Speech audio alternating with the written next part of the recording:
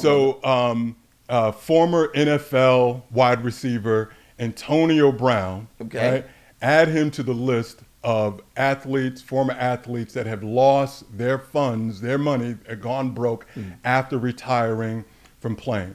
So he assessed about 88 million. He played 11 seasons, 4 different teams, retired in 2021.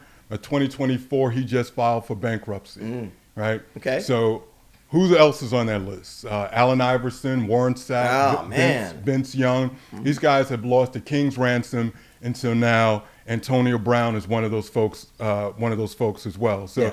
so my question to you is: outside of the normal, more money going out than money coming in. Yeah. What do you think is the common thread that kind of goes through these men, these players, that causes them to burn through their money and find themselves in the situation that they're in?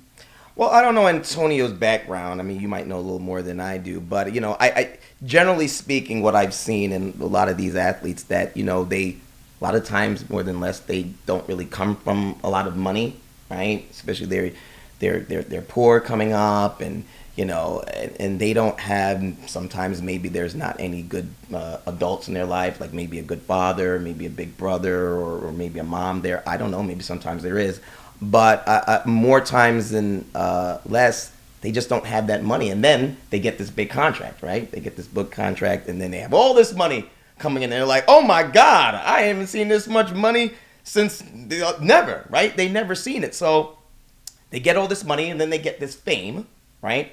Then a lot of these men, they're getting all the women, right? They're going out, they're partying, they want to take this money right away. They want to buy these fancy cars, get all of these homes, the clothes, the jewelry, all of this stuff, because they never had it before, or not anywhere near that amount. So I think just like sex can muddle the brain, I think money can also muddle the brain. It doesn't really make the person make the smartest decisions, right? And I feel like if they had a proper adult in their life and tell them about, listen, you ain't gonna have all this money, and especially with football, you ain't gonna play but that long, right? You got to be smart about that. You have to take that money and all those earnings, these millions of dollars that you're making, and properly invest it in themselves. But I think it always goes back to their parents, right? And if they was teaching them the right way, and they had people in their right corner, they would have known that we need to invest this money and make smarter decisions and just do what's right. But I think a lot of them are just young and dumb, and they just take all this money and they just spend it, and then they're asked out once. Yeah.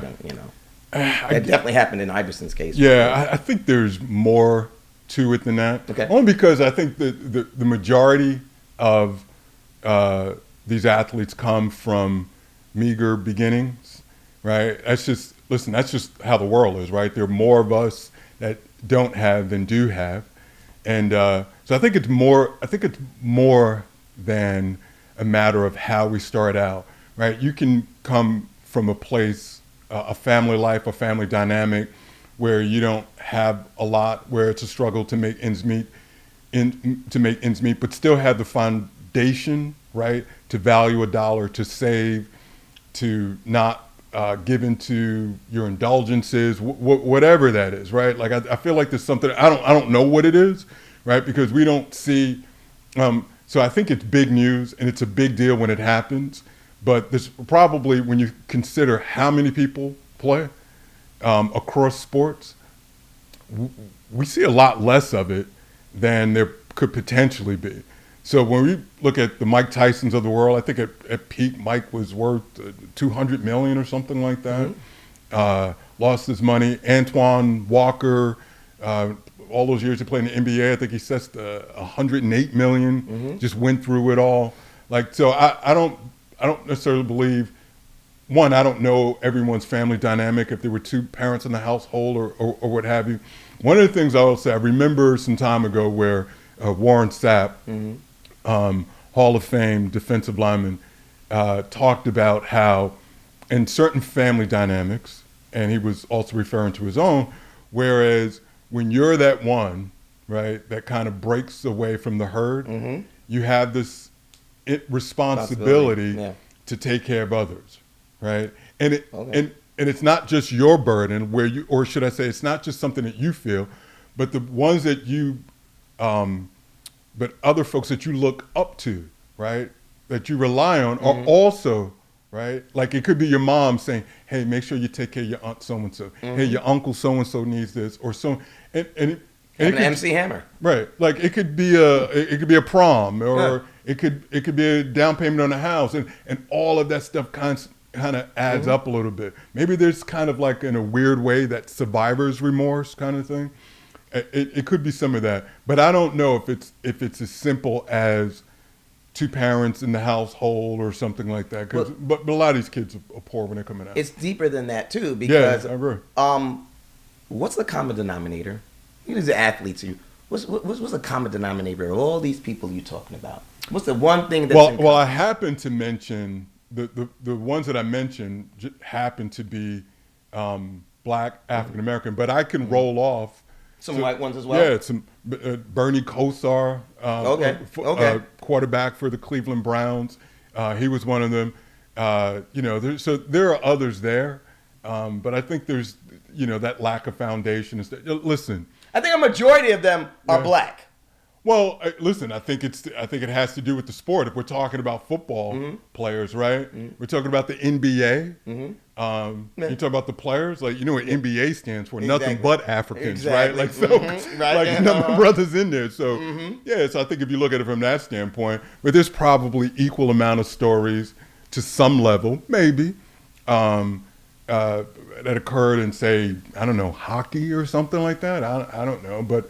Oh, you watch hockey, don't you? I do, of course. I don't know about hockey. Yeah, that's right. I'm here I didn't know black people watch hockey. I guess I'm a little ignorant. My bad. Yeah, no, there are a lot of ignorant. Yeah, a lot of ignorant. Yeah, Okay. man, Thank you very much. Keeping it real. Of course, black folks play hockey. Black folks watch hockey, play hockey, but so on. But anyway, yeah, man, I'm not sure what that's all about. Hopefully, he works that out. There was one subtext specifically to AB is where, listen, he hasn't had a medical diagnosis that I'm aware of, but some folks believe that they would not be surprised to find out later on if he's suffering from CTE because of the head hits, because of there's one hit in particular where people start charting how his behavior changed after that. He's done some criminal acts. Yeah, been through a lot. Yeah, so maybe that had something to, but if and I know you mentioned, say, hey, you don't know his background. He's from the mud. Okay. Like really from the mud. Liberty City, Miami. Okay. Had a rough beginning. Didn't go the big D1 route. He went to JUCO, then went to a smallish school. He was only a 6th round draft pick. Made the team, practice squad, or kind of like as a punter, and then really developed into something. And then it just seemed to kind of go off the rails, as far as at least what we see from the outside. So hopefully it gets that right, though. Yeah, but I mean, I just still think it just has to go back to the adults that these athletes have around them. I mean, coming up, I've had, my parents, the older people have told me between what's right and what's wrong. And, listen, we're not going to always listen. At the end of the day, it's a lot of these athletes' fault because they are adults now, so they should be smart enough to know what to do, with their money. But I just think, a lot of the reasons why you and I are the way that we are today, and everybody, is because of what they learned coming up as a child and what their guardians, parents, aunts, uncles, whatever. You have to have those right people behind you and to keep you on the right track. I mean, listen, I'm not to say that just because you have the right, that you're going to be right and you're going to be something. We all make mistakes, but I just think more times than not, if you have those smart people in your background. Yeah, Jay, I think you're giving me a little bit more credit. I am? How so? I was one of those. I remember getting early. I was young, 20s, got a big check. Okay. And I really got real niggerish. You got niggerish with it? Okay. Yeah, I had to. I went and got the big Jesus piece. But that's okay though. No, it wasn't. I didn't stop there. I didn't, okay.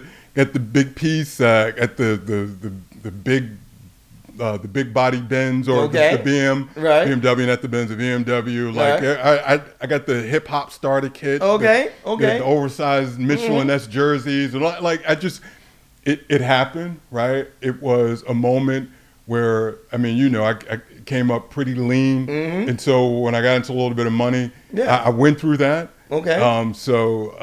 Were you ever broke poor again? I would say not. No. But maybe it was because you're a smart man. Well, I appreciate that, but I think in that moment, I think I just experienced it. Right. It wore out pretty quick. Quickly. Right. It wore out pretty quick. Listen, I've got a Rolex or two in a box in the store somewhere. I never owned a Rolex. Can you loan me one? Can I have one? But I'm saying it was it just became stuff. Like I don't even know where it is. Right. Like, you know what I mean? So it's stuff like that. Because you know what's important. Yeah. You know what's important. Good deal. What you got, man?